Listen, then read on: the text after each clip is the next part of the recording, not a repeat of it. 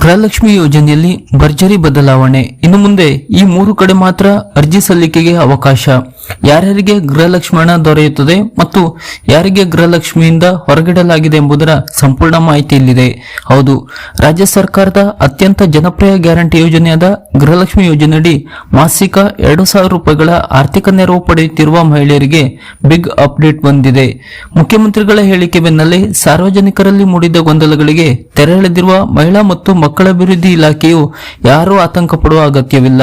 ಕೇವಲ ಅನರ್ಹರನ್ನು ಕೈಬಿಟ್ಟು ಅರ್ಹರಿಗೆ ಮಾತ್ರ ಹಣ ತಲುಪಿಸಲು ಈ ಮಹತ್ತರ ಪರಿಷ್ಕರಣೆ ನಡೆಸಲಾಗುತ್ತದೆ ಎಂದು ಸ್ಪಷ್ಟಪಡಿಸಿದೆ. ರಾಜ್ಯದಲ್ಲಿ ಸದ್ಯ 1,28,00,000 ಮಹಿಳೆಯರು ಈ ಯೋಜನೆಯ ಲಾಭ ಪಡೆಯುತ್ತಿದ್ದು, ಹೊಸ ಮಾರ್ಗಸೂಚಿಯ ಪ್ರಕಾರ ಎಲ್ಲರೂ ಮತ್ತೊಮ್ಮೆ ಅರ್ಜಿ ಸಲ್ಲಿಸಿ ನವೀಕರಿಸಿಕೊಳ್ಳಬೇಕಾಗುತ್ತದೆ.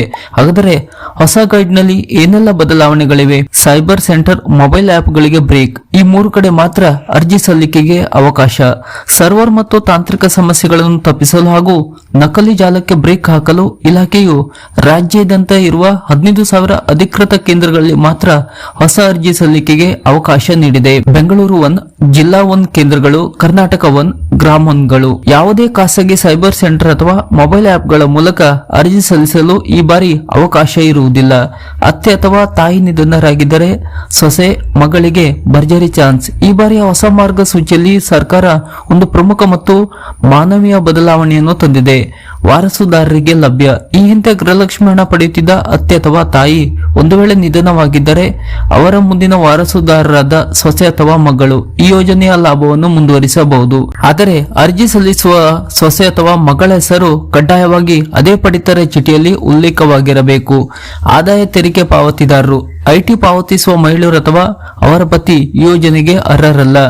ಆದಾಯ ತೆರಿಗೆ ಕಾರಣದಿಂದಲೇ ಬಿಪಿಎಲ್ ಕಾರ್ಡ್ನಿಂದ ಎಪಿಎಲ್ ಕಾರ್ಡ್ಗೆ ವರ್ಗಾವಣೆಯಾದ ಕಾರ್ಡ್ದಾರರು ಹೊಸದಾಗಿ ಅರ್ಜಿ ಸಲ್ಲಿಸಿದರೂ ಅವರ ಅಪ್ಲಿಕೇಶನ್ ರಿಜೆಕ್ಟ್ ಆಗಲಿದೆ. ಯೋಜನೆ ಆರಂಭವಾಗಿದ್ದರಿಂದ ಇದುವರೆಗೆ ಸರ್ಕಾರ ಬರೋಬ್ಬರಿ 72,000 ಕೋಟಿಗೂ ಅಧಿಕ ಹಣವನ್ನು ಫಲಾನುಭವಿಗಳಿಗೆ ನೀಡಿದೆ. ಆದರೆ ಇಲಾಖೆ ನಡೆಸಿದ ಆಂತರಿಕ ಸಮೀಕ್ಷೆಯಲ್ಲಿ ಆಘಾತಕಾರಿ ಸತ್ಯಗಳು ಹೊರಬಂದಿವೆ.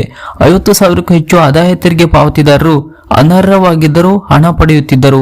1 ಲಕ್ಷಕ್ಕೂ ಹೆಚ್ಚು ಮರಣ ಹೊಂದಿದ ಮಹಿಳೆಯರ ಹೆಸರಿನಲ್ಲಿ ಇಂದಿಗೂ ಹಣ ಡ್ರಾ ಆಗುತ್ತಿರುವುದು ಪತ್ತೆಯಾಗಿದೆ. ಇಂತಹ ಅನರ್ಹರನ್ನು ಪಟ್ಟಿಯಿಂದ ಸಂಪೂರ್ಣವಾಗಿ ಕೈಬಿಡಲು ಈ ನವೀಕರಣ ಪ್ರಕ್ರಿಯೆ ನಡೆಯುತ್ತದೆ. ಏಕಕಾಲಕ್ಕೆ ರಾಜ್ಯದ ಎಲ್ಲಾ ಮಹಿಳೆಯರು ಮುನ್ನುಗ್ಗಿದರೆ ಸರ್ವರ್ ಕ್ರ್ಯಾಶ್ ಆಗುವ ಸಾಧ್ಯತೆ ಇರುವುದರಿಂದ ಇಲಾಖೆಯು ಹಂತ ಹಂತವಾಗಿ ಅರ್ಜಿ ಸ್ವೀಕರಿಸಲು ಪ್ಲಾನ್ ಮಾಡಿದೆ. ಯೋಜನೆ ನವೀಕರಿಸಿಕೊಳ್ಳುವ ಕುರಿತು ಅರ್ಹ ಫಲಾನುಭವಿಗಳ ರಿಜಿಸ್ಟರ್ಡ್ ಮೊಬೈಲ್ ಸಂಖ್ಯೆಗೆ ನೇರವಾಗಿ ಇಲಾಖೆಯಿಂದಲೇ SMS ಸಂದೇಶ ಕಳುಹಿಸುವ ಚಿಂತನೆ ನಡೆಸಿದೆ. ಹೊಸ ಅರ್ಜಿ ಸಲ್ಲಿಕೆಗೆ ಬೇಕಾಗಿರುವ ಕಡ್ಡಾಯ ದಾಖಲೆಗಳು ಹೀಗಿವೆ: ಮನೆ ಯಜಮಾನಿಯ ಹೆಸರು ಮತ್ತು ಆಧಾರ್ ಸಂಖ್ಯೆ, ಮನೆ ಯಜಮಾನಿಯ ಬ್ಯಾಂಕ್ ಖಾತೆ ವಿವರಗಳು, ಫಲಾನುಭವಿಯ ಜಾತಿ ಮತ್ತು ಆದಾಯ ಪ್ರಮಾಣ ಪತ್ರ, ಫಲಾನುಭವಿಯ ಪತಿಯ ಹೆಸರು ಮತ್ತು ಅವರ ಆಧಾರ್ ಸಂಖ್ಯೆ, ಎಪಿಎಲ್ ಅಥವಾ ಬಿಪಿಎಲ್ ಪಡಿತರ ಚೀಟಿ, ಪ್ರಸ್ತುತ ಹಣ ಬಿಡುಗಡೆಯ ಸ್ಟೇಟಸ್ ಏನಿದೆ. ಮಾರ್ಚ್ ತಿಂಗಳ ಕಂತಿನ ಹಣ ಈಗಾಗಲೇ ಮಹಿಳೆಯರ ಖಾತೆಗೆ ಜಮಾವಣೆಯಾಗಿದೆ. ಸದ್ಯ ಮೇ ತಿಂಗಳ ಹಣ ಬಿಡುಗಡೆಗೆ ಆರ್ಥಿಕ ಇಲಾಖೆ ಪ್ರಸ್ತಾವನೆ ಸಲ್ಲಿಸಲಾಗಿದ್ದು, ಖಾತೆಗಳಿಗೆ ಹಣ ಜಮಾವಣೆಯಾದ ತಕ್ಷಣವೇ ಈ ಹೊಸ ನವೀಕರಣ ಮತ್ತು ಹೊಸ ಅರ್ಜಿ ಸಲ್ಲಿಕೆ ಪ್ರಕ್ರಿಯೆಗೆ ಅಧಿಕೃತ ಚಾಲನೆ ಸಿಗಲಿದೆ.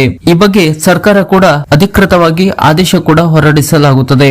ಸರ್ಕಾರದ ಇತರ ದಿನಷ್ಟು ಮಾಹಿತಿಗಳಿಗಾಗಿ ಹಾಗೂ ಗೃಹಲಕ್ಷ್ಮಿಗೆ ಸಂಬಂಧಪಟ್ಟಂತಹ ಹೊಸ ಅಪ್ಡೇಟ್ನ ಮಾಹಿತಿಗಳಿಗಾಗಿ ನಮ್ಮ ಚಾನೆಲ್ ಅನ್ನ ಸಬ್ಸ್ಕ್ರೈಬ್ ಮಾಡಿ ನಮ್ಮನ್ನು ಕೂಡ ಬೆಂಬಲಿಸಿ. ನಮಸ್ಕಾರ.